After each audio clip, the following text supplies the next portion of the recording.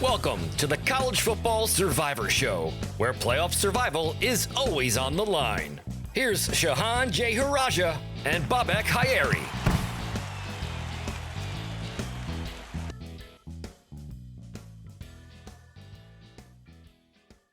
Hey everybody, it's the College Football Survivor Show. I'm Bobak with my co-host Shehan Jeyarajah, national college football writer for CBS Sports. We are glad to have you with us. Shehan's been busy covering various media days, but we've managed to tackle him long enough to have a quick update on what he's seen, what's going on in these crowded July weeks, and just kind of how to even frame these media days. But before we dive in, as always, let me remind you, you can find us on X and TikTok at CFB Survivor Show, where we have video highlights of the show, run polls, and listen to your feedback. Take a second to like, rate, and subscribe. We always love hearing from you and just seeing your thoughts on what we do. But with that, it's the media day, like circus, is just something else, and I swear it's gotten more condensed. It just felt a little more spread out 10 years ago compared to where it is now. Obviously, last week was Big 12, Mountain West, and that Pac-12 After Dark event. They were all in Vegas, so they kind of, and that's not unusual. This week it's SEC week, SEC Media Days for 4 days. Next week it's ACC, Big Ten, and then, I think the Americans tucked in there somewhere as well. These 3 weeks are absolutely jammed with material. Now, for those who are, because, the thing is, it's like a content-generating spree, although mild content. Like, everyone's just listening to the same speeches, trying to be the first one to tweet out, something that might be interesting. How should viewers kind of frame Media Day? Well, I think the big thing is not too much huge is going to drop this week, right? Like, nobody's going to come out and announce their starting quarterback whenever Media Days is going on. Nobody's going to come out and give away some giant schematic things. And the other piece too is that, a lot of the football stuff happened in the spring, and nothing has really happened in practice since the spring. So in terms of new information, it's probably not going to be a whole lot. I think that you can tell, one of the things that you can tell is like who they bring, and those are usually people who they expect to be leaders on their teams, or sometimes they bring a quarterback. Actually, one weird thing, the ACC just released their list of attendees, and a lot of teams are bringing 2 quarterbacks. 19 quarterbacks. 19 quarterbacks across 17 teams, and 2 teams aren't even bringing quarterbacks. And they still have more quarterbacks than teams. And it's so odd because, like, one of the ones who's coming is, like, SMU's backup. Like, everybody knows that Preston Stone is the starting quarterback, but they're bringing Kevin Jennings, too. I have no idea why they're doing that. We kind of get the opposite situation a little bit at SEC this week, where, like, Tennessee's not bringing Nico this week, and it's like, who do you think we want to talk to? Like, who do you think we want to hear about this week? But, there's strategic reasons why you do something like that. Sometimes you're trying to protect kids. Sometimes you're trying to avoid there being too many expectations on his head. But I don't think that's going to work if you're Josh Heupel. I just want to say Tennessee's also not bringing James Pierce. So I'm like, sounds like I'm not going to be talking very much about Tennessee this week because no, and that's the other thing too. Just to go off track for a second. So I went to Big 12 last week. Big 12 is ones that I've gone to the most. Obviously, I'm a Texas guy. It's usually in Dallas. I have a deep background in the Big 12, and the Big 12 event is like pretty solid.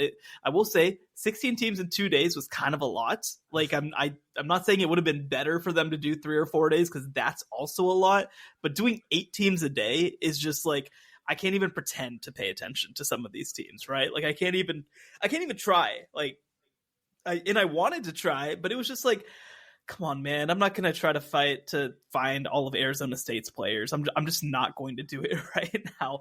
But now we're at SEC, and it's the opposite problem, where it's only 4 teams a day, and there's very little access to them, relatively speaking. And so you're in this situation where it's like, okay, I think Vanderbilt spoke. It's Monday that we're recording this. Vanderbilt spoke at like 3:20 or something like that is when Clark Lee's press conference started. And look, I love all college football. Like, I'd be fascinated to get a little under the hood with Vanderbilt.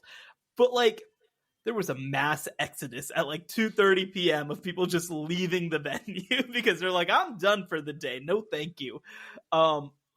But so, just other things that you can pay attention to coming out of media day. Again, so the people that they bring, the sort of stories that they watch. If they bring a quarterback, that's a pretty good indication that, unless you're in the ACC, that's a pretty good indication that that's going to be the guy who's going to be leading your program.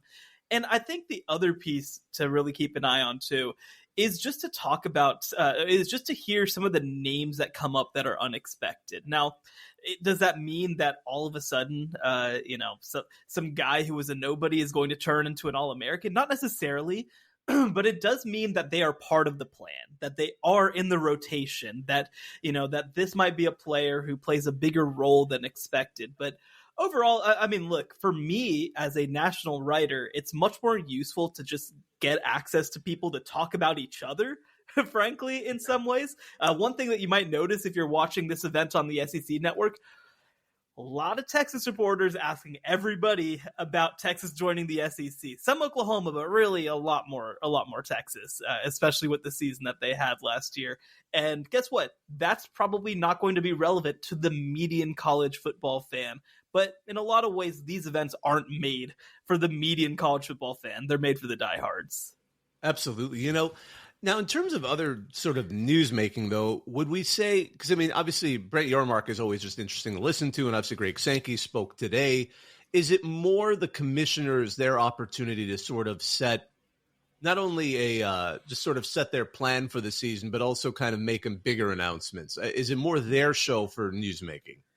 Well, I think that when you look at the different commissioners, I think that their opening comments and their press conferences do a really good job of illustrating the difference in approaches of these commissioners.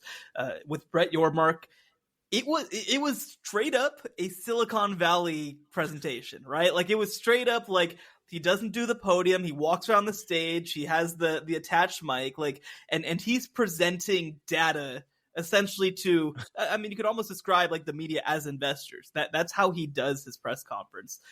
With Greg Sankey, it was much more, I'm going to talk for 35 minutes and talk about the unifying power of college sports and the state of the SEC.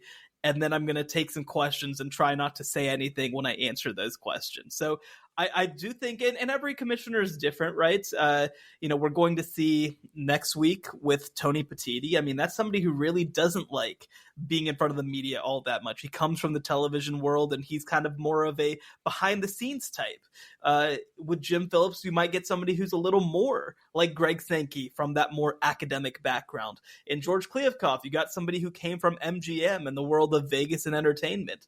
Even Tim Pernetti is going to make his debut as AAC commissioner. He comes from more of the private background, IMG branding, all this sort of stuff. So every commissioner is a little different. When I look at Brett Yormark and the way that he did his, he didn't break a lot of news, but he pointed out a lot of things that maybe hadn't been announced yet. He talked about the fact, hey, we're working on trying to get a FAST channel, a free ad-supported television network, right? And so that's a completely different approach to, for example, a branded ESPN network like what the SEC and ACC have. But it is a way to try to create content for 24/7 sort of creation for the Big 12. They announced a partnership with TuneIn Radio, moving on a little bit from Sirius. They announced some branding type things. They announced some sponsorship deals. And so they really wanted to try to hit the people who were there over the head. And the other piece too, I think when you compare the Big 12 and the SEC, is you get such a different contrast of how they're trying to speak to the national media too. And obviously I include myself in that. The Big 12, again, viewed us as investors, as people who were there to try to spread the good news in a lot of ways. The SEC views it more as, we got a good thing going on. We want to kind of keep you out. We want to keep you at more of an arm's length because we feel like, it's a much more buttoned up corporatized event in a lot of ways. So I'll be fascinated to see, we haven't gotten a ton of opportunities to hear publicly from Tony Petitti. So I'm actually going to be very curious to see how he runs his thing next week. I mean, the funny thing about all of this, and I was talking to some folks today at SC Media Days about this, like, Greg Sankey and the SEC are seen so much as the villain of college football, as the ones who are destroying everything that's existed. But you kind of look up and you talk to some people behind the scenes. The Big Ten's getting off kind of light with this stuff, right? Like, they haven't had to be the face of some of the more unpopular changes in college football as well. One last thing that I'll mention about Greg Sankey and his opening comments was a lot of it seemed to be openly rebutting some of the stuff that Brett Yormark talks about. Things like private equity getting into college athletics, things like brand and sponsorship deals, and doing things potentially at the expense of tradition and history. Now, look, we can talk about the fact that the SEC has made plenty of decisions that have flown in the face of history and legacy for other conferences to preserve what they have. But I mean, I do think that this is going to be an interesting battle long term, and I'm sure one even between the SEC and the Big Ten of who do we allow in and who do we keep out and who's allowed to be part of college football long term. So again, this is very in the weeds when it gets down to it. But for somebody who lives in the weeds, I mean, I think that just the way that conferences choose to frame themselves is fascinating. Yeah, and you were talking about how he was sort of responding to things. I did notice that he was very careful with the wording. Basically, he's being nudged to talk about potential expansion. And, again, I love when people expect them to give a surprise answer there. Like, these are not idiots who become commissioners of conferences. They're going to give you a very safe answer. And in addition to the fact that, I mean, he did acknowledge, Texas and Oklahoma weren't the only people he got calls from, but I mean, part of me was like, oh, I know. We know Oregon State called. We know they had to. You have to shoot your shot. But at the same time, they're like, we don't want to get involved in anything, which is obviously an implication of not wanting to bring the SEC into the current mess over at the ACC right now. But it is fascinating to see how they respond, and always interesting to see how people try and pull things on them. Sometimes you just although to be fair, sometimes you just let a coach talk. Next thing you know, you hear some interesting views on drunk driving, and everyone just kind of runs with it. So you never know. And it is fascinating though, and I know we talked about this a little bit before, only because, especially for fans, and even if they're hardcore fans, access is important. The ability of the media to get access. And I know I've covered the Big 12 before, and it sounds like what they did in Vegas is what they always do. You have the big stage and then those breakout sessions where you can really get a chance to talk to folks and in some cases pull them aside if you have that kind of cachet. And I'd heard this from the one time actually we sent someone to cover SEC that it's a stage, they talk, and then they're gone. I don't quite understand, and maybe I'd love to hear your thoughts on this, because there's this whole big meta question in sort of journalism of the fact that, obviously if you work for a school, if you work for a conference, and you work in the public space, the media relations space, you want to control the message and create it. That everyone does that. There's nothing wrong with that. But is there a point where it gets so tight that you almost strangle the whole point of it? Or I mean, what is the point of it? Is it really a press conference, or is it really a media event, or is it more or less a true Silicon Valley event where really we're just watching Steve Jobs go there and show us something, and then maybe we'll buy it or not? Because it's funny you made that thing about Yormark, but at least you can ask him questions and at least participate with some of the coaches. While at SEC, it sounds like, here's our latest product. Thank you. Goodbye. Well, it's an interesting balance, right? And this is actually another conversation that I had with some folks out there today, which is the SEC in general has been so defined by Nick Saban. And Nick Saban is somebody who locks up everything, keeps everybody under lock and key. You don't get assistants. You don't get most of the players. And that's how they did things for so long. Well, there is a little bit of a changing of the guard right now in the SEC and in college football at large, but I think that the SEC is the biggest sort of driver of this mentality. And, you start to see people like I've heard some, Brent Venables tends to be a little better about granting access for assistants and whatever. I'm curious to see a coach like Josh Heupel, the way that he handles things. Like, I think we are starting to see some transition when it comes to that. Now, that's with the backdrop of the fact that Kirby Smart is a Saban guy and is very much locked up. But I think that in an NIL era, especially, if you aren't a hyper elite program, you are actively doing yourself a disservice by keeping your program, out of the spotlight in some ways. And I think that especially in this world, I mean, the hot button phrase is earned media, right? Like there's no reason to cost your stars on your team earned media value by not making them available, right? One thing I remember back in 2021 when Jimbo Fisher was the head coach of Texas A&M and he did not make assistants available. I wrote a cover story for Dave Campbell's Texas Football on Texas A&M's defense. And my thought was essentially like, we're going to, like, it was fresh off of, they were heading into the greatest recruiting class of all time and all this sort of stuff. And so the crux of the story was, well, they kind of built a defense that replicated some aspects of the old Wrecking Crew defenses of the early 1990s and late 1980s. And so I wanted to talk to their defensive staff about, how much inspiration do you draw from this? An eminently positive story about Texas A&M and the way that they do things. And Jimbo refused to make his defensive coordinator available, who of course is Mike Elko. Yeah. So I'm hopeful that as time goes on and as people see the importance of branding and marketing and just telling stories, I do think it's going to become more important, not less, to try and humanize the game. Because the other part of this too is that the game and the structure of it itself is becoming more impersonal because we have so many transfers. We have people who aren't there for 3 or 4 years like maybe they've been in the past. I think it makes it even more important when you have your success stories to try to bring them in, make them forward facing, and really show what's good about your program. I don't think that this is just about an individual. I think that this is about the sport at large. And one other reference to Media Day, I was out at Mountain West. And the funny story with Mountain West is that they're in the Circa Resort, which is a 21 and up resort. Mm-hmm.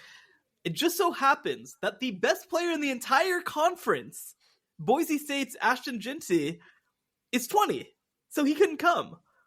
So what they did was they actually brought him to 2 locations. One, they brought him to the hotel that media members were staying at for Big 12, and then they brought him literally next door to Circa. By the way, a casino, the Golden Gate, that is much, much seedier than... It's the oldest casino in Fremont Street. It's the oldest operational.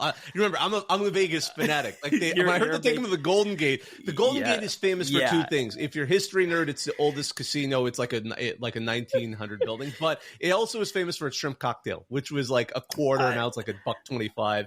And you get some really half-assed shrimp and some kind of questionable sauce. I would not have eaten shrimp from that building. I'll tell you that much. But also, I mean, we can talk for a second about my trip to Vegas too, because it was my first time. But at the end of the day, they brought him next door so that they could put him in front of the media, right? Because they know that if I write a story about him for CBSSports.com eventually, if whatever it takes, that this is worth it for us.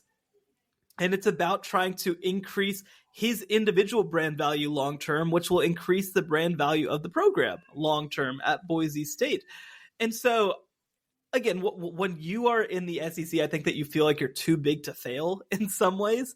And especially in an NIL era, and especially in an era where a bunch of teams that are used to being number one are no longer going to be number one, I think that we're going to have a little bit of a reversion to the mean.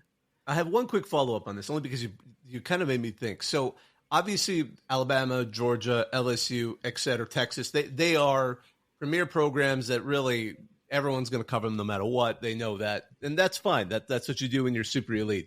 Is this in an inadvertent way, and I don't want to name teams, harming some of the weaker programs in the SEC?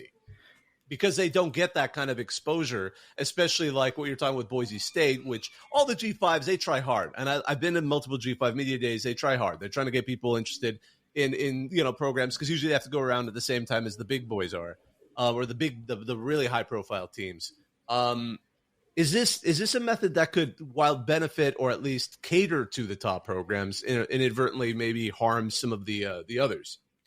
Well, I think that the SEC has historically been very smart about how they frame things. They, from the beginning, have always said, like, the SEC is the SEC. When you play an SEC schedule, you play an SEC schedule, regardless of whether it's true or not at times, right? Like you have a road trip to South Carolina and you treat it like the same thing as a road trip to Alabama because it's playing on the road in the SEC. It doesn't really matter the teams.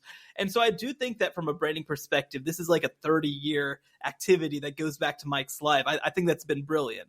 And actually, again, like I've mentioned, I have a Big 12 background. I think it is very telling the way that the SEC has framed itself as, man, every single team, they're incredible, they're an SEC team, versus, for example, the Big 12, which, I mean, some people would say that it's like the original super conference whenever the Big 8 and the Southwest Conference merged, and you have Texas and Oklahoma and Nebraska, and then also all these like up and coming programs and in Kansas State and Oklahoma State and plenty of like really competitive programs.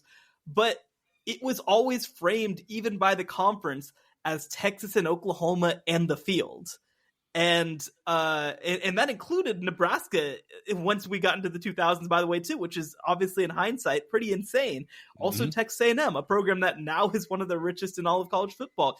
And so I do think that the SEC is much smarter from that branding perspective, also because they have the power to do so. But I do think that helps. But I do think, again, I don't know how many stories are going to be written about some of these programs coming through, including some that may deserve it. Like I think about a program like Missouri that won 11 games last year, is a very legitimate college football playoff contender. And I will say too, like I don't know him personally. I know Eli Drinkwitz has some really good media relationships from his time at Appalachian State in his career beforehand. So maybe that insulates him a little bit from this. But like, I don't know. Like, I don't think that this is like a soundbite situation either, where everybody's going to be rushing to just write what somebody says, even though, again, I personally feel like they deserve that. They deserve that right based on the quality of their team. So all that to say, I mean, I do think that it does some disservice to the middle class and the lower class of the SEC. But, at the same time, I think they've done a good job overall of trying to elevate these brands over the course of 25 to 30 years. So you were at Big 12 Media Day. What was the biggest takeaway for you? Or at least did anything surprise you, or what was at least the most interesting thing for you from covering that? And then maybe at the end we could talk about Vegas in general. Don't get me wrong. I really want to I love talking about Vegas. But I mean, for you though, what was the most interesting takeaway? Well, I think one, like the Deion Sanders thing is going to be like a huge sideshow. And I don't mean that as a negative. I just mean like it's just going to be a sideshow. It is completely like you're in that room with 15 teams and then there's Colorado. Like it is just a different type of thing. The way that they're covered, the way that they're followed, like it was like a celebrity was in there, right? Like it wasn't like this is a football story. This wasn't a football coach showing up. This was Deion Sanders showing up. And like I almost feel like if you're the Big 12, you have to have like a strategy for your football product, and you have to have a strategy for Coach Prime and the gang. Like that's just how it's going to be, I think, in some ways. And you felt that being at Big 12 Media Days. There were certain reporters who were all only there for Colorado, all following them around. He had his documentary crew, he had all his bodyguard, he had all his like entourage basically was there with him. Most of the, if not all of the non-Colorado programs, you could basically just grab anyone for interviews if you wanted to. I got to spend some great time with like Noah Fafita and Tetsuroya McMillan over at Arizona, and they were just like hanging around, right? Like, and I did that with I think that Utah was the other tough one to do that, but that was because there was so much Utah media there since it was in Vegas. It's very close. Yeah. And so that was the only reason. And also they're like the favorites, so it's just, reality. But Colorado is going to be like they're going to stick out in a big way in the Big 12, especially when you don't have the premier football brand that's going to implicitly demand those eyeballs, right? So that's, I think, a fascinating dynamic to watch, at least over the next year. We'll see what happens in the years after. But I think the other thing too is that, like, and I said this last year whenever the new schools joined, I mean, things can change in a second, but the vibes are so good, man. Like people in the Big 12 are like, they are just like, yeah, man, we feel good about where we're at. We don't feel like this is going to collapse tomorrow. We feel like we just locked in a new television contract through 2031. We're going to make more, enough money. And so they're just like the vibes are really good. Like everybody's happy. Everybody feels good about being there. And like, again, I've said this on a few shows, but the Big 12, more than almost any other conference, just knows exactly what it is. And it's a league of people who would love to be nationally competitive and also might not be just because of the reality of college football. And they're just like, all right, well, we'll do our best. We'll do our best. And I do think that Utah is like a half exception with wanting, like really trying to push for the Big 10. But also I think that there's like an understanding that, if that happens, it happens. If it doesn't, we have to make the best of this situation. So overall, I mean, like I heard it from Colorado that they were excited to be in the Big 12. I heard it from Arizona State that they were excited to be in the Big 12. I didn't talk as much to Utah just because they, again, were more mobbed with media. But like, I think that, again, the vibes are pretty good. People seem to believe quite a bit in Brett Yormark. Although I will say too, I think that the some of the business stuff that he's proposing is starting to make people a little like look at him a little side. But I don't think that I still think that people feel really good about him and feel like he's like been a difference maker in college football. Yeah, I have to ask though, because talking about the good vibes and how, and I agree, the Big 12 seems the most this is a logical mix in all of this, and balance. But and I'm just going to bring it up because one of the tweets that came out from a source within the Arizona universe, Jason Scheer, who publishes Wildcat Authority, who was really in the midst of, especially when the Pac-12 was getting ready to break up.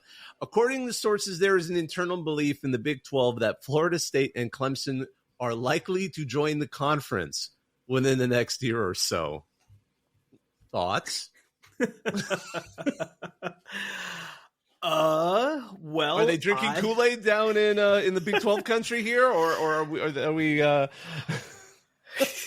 I would say that Brett Yormark started spreading rumors about the Four Corners, allegedly, of course, it was coming out in reports.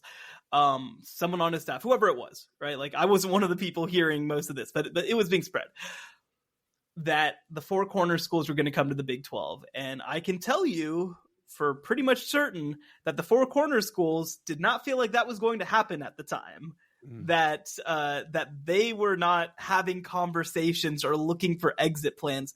That was largely something that was planted. All that to say, I don't think that Florida State and Clemson right now have any interest in being in the Big 12 right now. Also, I think that they're trying to lay some groundwork now, the way that they did before, that says, hey, you know what?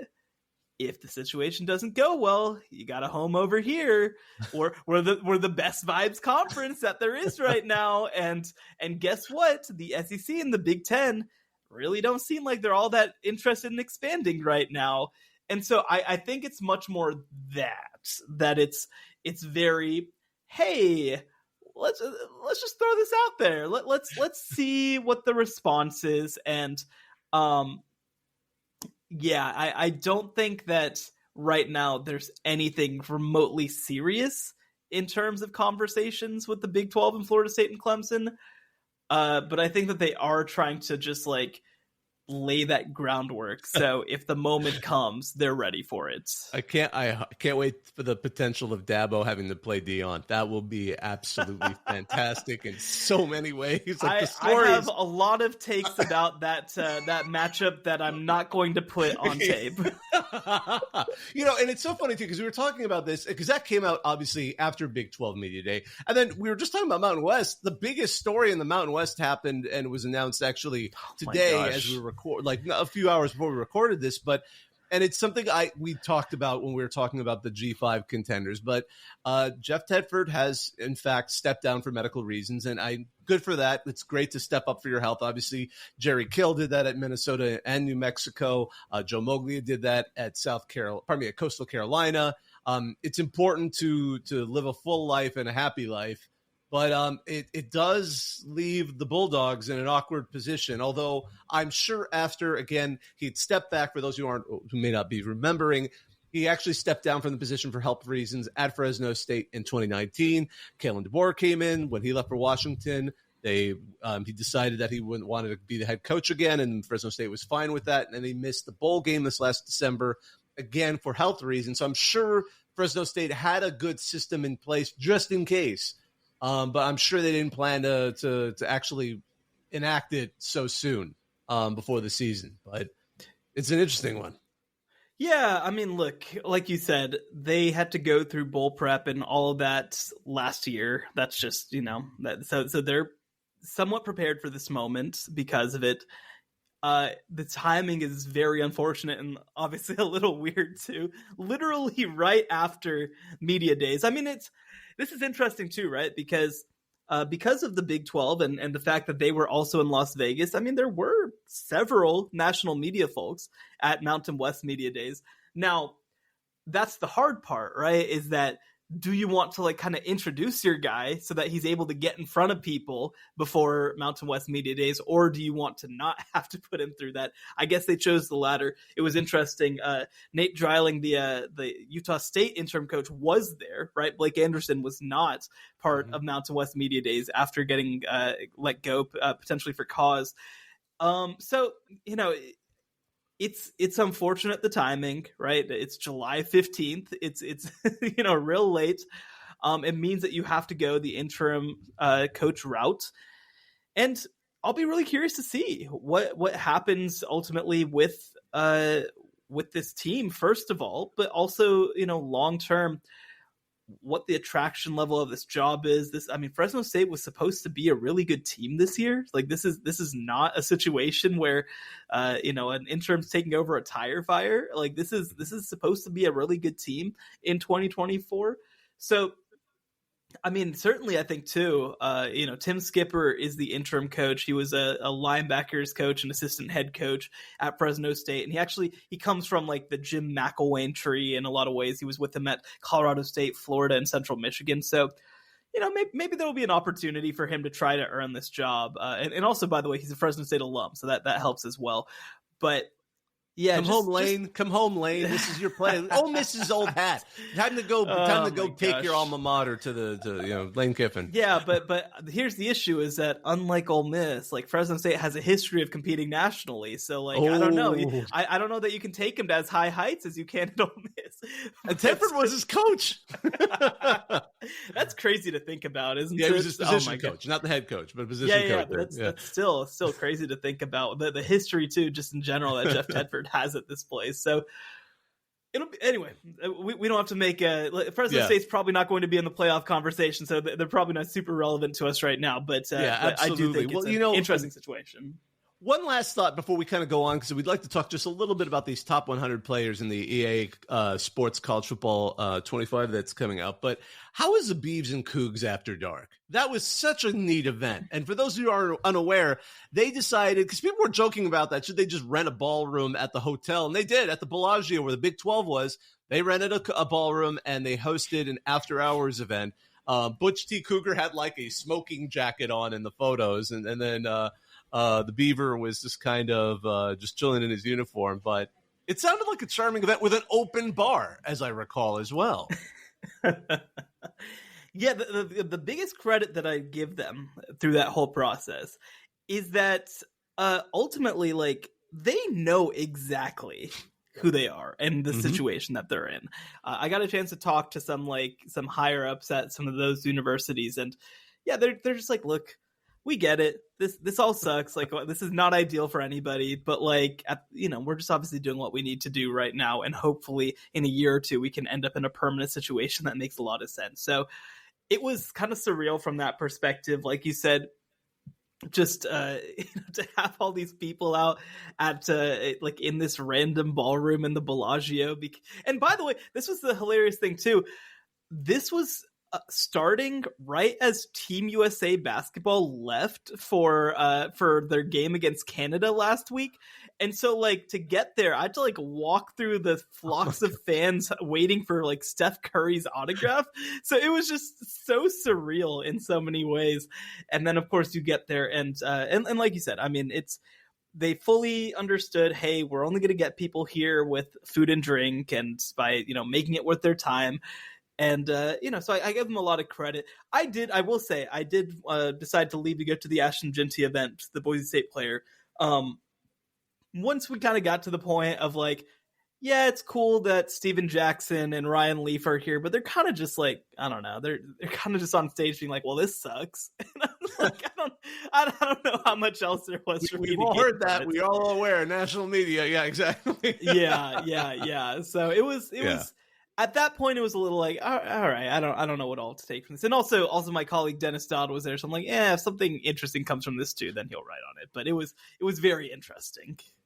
Well, we don't want to make this particular episode too long, but as we wrap this up, one thing we did want, because right now I believe today as we're launching, and I'll admit I'm the least interested. I'm not the least interested. I actually do like video games, but the new game is getting its early release, EA Sports College Football 25. But the thing we wanted to talk about is late last week they released the 100 best athlete ratings in the game. The top number one was a three-way tie between Will Johnson, the amazing cornerback from Michigan. We've certainly talked about him. Will Campbell, the tackle of left tackle for LSU. Ollie Gordon, the second, the incredible, although sometimes questionable driving decision running back for Oklahoma State. And then, again, the top 10 rounds out with James Pierce, Caleb Downs, Travis Hunter, Malachi Starks, Mason Graham, Quinshawn Junkins. I think that I go to 10, or do I go to Tate Ratledge and Luther Burden III? I mean, all the names are the people you'd expect, but is there a name you thought would be ranked higher? Is there someone whose omission or otherwise low ranking struck you the most? Well, it's interesting, right? Like, it makes sense. It's fully deserved, but I did not expect Will Johnson to be the number one overall player in the game. Again, I think when you think about it, it makes a lot of sense. I mean, he is obviously just an incredible player, but I thought that like he'd be maybe in like the 10 to 15 range as opposed to like the number one. But I mean, that's quite a testament to how much people think of him. I thought that potentially just at Michigan, maybe Mason Graham would have been higher than him, like that potentially he would have been. But like here's the other piece of it too, right? Is when you're talking overalls, you really don't have to take into account positional value. For example, like the number 3 overall player is a running back. And it doesn't really matter running backs are less valuable than whatever, Like, so I think that did make sense. I was also a little amused. I know that he'll play both in the video game, but the EA College Football rankings listed Travis Hunter as a wide receiver. That's not, I don't think that that's going to be the case for the most part. He will play there, but not all that much. I loved seeing Jaden Ott in the top 25. Like, hell yeah, that's exactly what you're looking for. Also in the top 50, Jason Henderson, the linebacker from Old Dominion, a player who I think that a lot more people should be talking about. So overall, I mean, you go through these rankings, like, it's pretty good. Like they did a pretty good job overall, I would argue, coming up with these rankings. And so, yeah, I mean, I think it'll be really interesting to see. One that I thought was a little high was Jack Sawyer, the defensive end at Ohio State, was number 29. Again, I'd probably have him more in like the 40s, I'd say, probably somewhere more in that range. But like, these are overall such small qualms. Like, I do think overall they did a good job. So the top quarterbacks were a tie with Shedeur Sanders and Carson Beck. Do you think they are, I mean, again, it's an imperfect science. I'm just going to say, like, for example, we're just talking about Mason Graham's literally 1 point lower than Will Johnson. We're not talking like a big gap. There's a multi-place tie here. But in terms of quarterback rankings, who do you think, first of all, do you think the quarterback should have even gotten higher scores? Or do you think those are about right? Because granted, we don't have a Caleb Williams or a sitting Heisman Trophy winner this season. But who else do you think might have contended for that top spot in the quarterback position? Yeah, I think that the top QB rating out as a 93 is about right. Maybe Carson Beck, I could have gone in 94 or 95, but like I also don't think it was mandatory by any means. Like Shedeur Sanders at number 1 is just a little crazy to me. Like it's a little crazy to me. I think he should be like in the 90 range. Like he should be very, very high, easily top 100 player, easily probably a top 30 to 35 player or something like that. But like the number 1 quarterback in the game just feels a little much for me at number 17 overall. But hey, more power to you. You got to sell your video games is the other piece of it, and this is a pretty good way to do it. But just like just for some perspective, right? Like Amarian Hampton is behind him, right? Jaden Ott is behind him. Travion Henderson is behind him. Walter Nolan is behind him. Xavier Watts, like they're just. Colson Loveland is at number 33. That's one who I feel like is definitely too low, right? So it's a little high for me, I will admit, but I think overall, like you said, I mean, it's everybody's within a couple of points of each other in this top 100. I think that it's fair enough. So, in terms of quarterbacks who I think that could have rated higher, here's the thing that's interesting, right? Because when you're rating college football players too for a video game, I mean, there's only so much that like their sort of awareness stats, like that's only one small part of it versus their physicals. And that's why I thought that maybe Jalen Milroe would rank maybe near the top, right? Like would be potentially one of the top 40 or 50 players in the game. He's number 71 in the rankings. So I thought that maybe he'd be a little higher. He does round out with a 91 speed, which is a lot of fun. That's going to be some fun to play with. But yeah, overall, I mean, I think it was the top group that was at the top. And as far as, it was nice to also see, Caden Salter represented as well. Yes, he's a solid G5 quarterback. I mean, Liberty, they got their clock cleaned by Oregon, but that was a pretty tough match. And again, it was a weird G5 year. But his talent is there. And it was nice to at least see, again, a couple of folks who might not be quite on, the P4 programs just kind of slip in there. I would still love to see the bottom. Like, they should release the bottom 100. Because then, frankly, we would have all been looking him up. Like, who is this guy? Yeah. Got them attention. They'd all be having to do, like, their own kind of Twitter press conference. Like, I am not... like having their friends time them on a track, just like right there. Let's just go outside and show them that I can run fast. I am not a 46 speed. Thank you. Well, and here's the other piece too, is that to go to the top 25 rankings overall in the video game. I mean, again, I get it. You got to sell video games. Yeah. You got to do it. Number 16, Colorado. Number 16. That's ahead of Oklahoma State, Arizona, Kansas, Oklahoma. Like it's tied with, or it's one behind Ole Miss. It's with Wisconsin. Like I don't know about all that one, man. I do not know about all that. Oh my goodness. Well, before we wrap up, I just want to ask, how was Vegas? This is your first trip. We've talked about this before. I love this city more than anything. It's a family-friendly town for me. I took my kids for 10 days in spring break. I've been going there since I was 5. You can now talk about how much it sucks, but go right ahead. It is one of the most exhausting places I have ever been in my life. It is so many people. It is so overrun. I got an opportunity because Big 12 Media Days, the media hotel was the Bellagio, which is great. And then the for Mountain West, it was Circa, which was downtown. So I got to go on strip and off strip. It's just like, here's fundamentally my thing. Everything in Vegas is hard. Like everything is just harder than it needs to be. And if you don't want it to be hard, you've got to pay a premium to make it less hard. Like I didn't realize, for example, when I got to the room, it was 115 degrees outside. I was like running around looking for a water bottle anywhere. And then I was just like, screw it. This mini bar water is probably like $12. It's probably like, it's crazy, but like, okay, I'll live. $24 for a bottle of water. $24 to get room service. There was a $10 surcharge, and they would have only brought it to you like in boxes. It's like box lunches. If you wanted an actual like room service, like you could get at any like Courtyard Inn in America, you have to pay at least $150 to get in-room dining.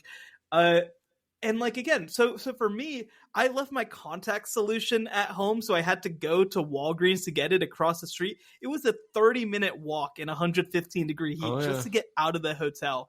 So that's the issue for me, is that it is just so wildly inconvenient to exist there. It is so exhausting to exist there. The airport is one of the worst places I've ever been in my life. It is just like, just the vibes are horrendous. And just because it's so full, there's no seating anywhere. I was hoping that I could sit and work for a minute. There's no place that I could have possibly worked, like, at all. I had the worst payway meal of my entire life at the Las Vegas airport. And, so look, I will say this. I think that the way, like, after going through it once, the way that I needed to do Vegas right, is I think I needed to really plan it out a lot more. I think that trying to just show up and like be like, oh, what's happening, is just a total disaster. Just a total disaster. I have to have a show in mind. I have to have an event in mind. I have to have a place that I'm going to be, know exactly where it is, when it is, how I'm going to get there. I have to have that all in mind beforehand, because it is one of the least relaxed cities on the entire planet. I love it. No, but I would say next time though, let me know. I'll help you plan it. It's easy. I love the city. To me, it's a sin. But granted, I've grown up with it, so I think maybe that's why. One last thought. I just want to say, has the SEC realized exactly how crazy fans can be after what happened at Copa America final? For those who did not see, Colombia and Argentina fans, mostly Colombia fans, climbing through like the HVAC system, climbing over vents, getting in the Hard Rock Stadium. I mean, they're not used to fans being that desperate to see Miami Hurricanes games, to be fair, or even maybe the Orange Bowl. But my goodness, like, have they set a bar that needs to be topped by college football fans to get into a real game? Because they prove that you can. Apparently, where there's a will, there's an HVAC vent. Well, okay, so two things. One, I mean, this is the thing, right? Like, soccer is the sport of the people, truly, around the world, right? Like, it is just another level of that versus even football in the U.S. But sort of a tangent from this. So I went to SEC Media Days once before, and it was in Hoover, Alabama. And this one is in downtown at the Omni Hotel in Dallas, which is like legitimately in the middle of downtown. It's by the convention center in Dallas. And so in Hoover, the hotel is like right next to a mall. It's super easy to get to. So fans just like camp out there so they can like try to take photos and get autographs. And like, it's a huge fan event too. And Dallas has absolutely zero of that. Like, there is just nothing like that. I think they actually set up some like barriers just in case people came, but no one came, because it's a really hard place to get to just to get to it, right? Like, you're not going to go there at 10 a.m. on a Monday to downtown Dallas fighting through rush hour so that you can try to get a glimpse of somebody walking in. It's just not what you're going to do. So I do miss some of the like fan vibes of it, because I think that they bring some energy. But look, I also will say, no, I'm not challenging fans to try to force their way into stadiums anytime soon. I think that the world here has gotten crazy enough. Okay, that's fair. I was waiting to find out those Colombia fans were going to actually be those Uruguay players coming to finish the job at their fight with the Colombia fans from earlier. I don't know, man. They got shot. How are they supposed to do that? Oh, my goodness. Oh, boy. So, no. Well, I think this is a good place to kind of slowly start wrapping this up. I mean, we'll try and get another show this week if we can. If not, I'm actually heading to Big Ten Media Days myself next week. Nice.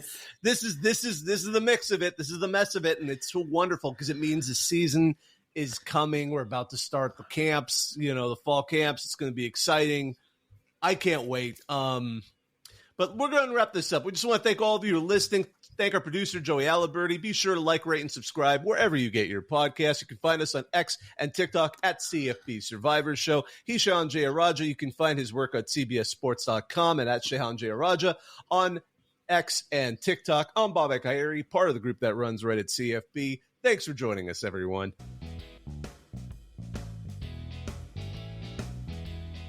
The College Football Survivor Show, where playoff survival is always on the line.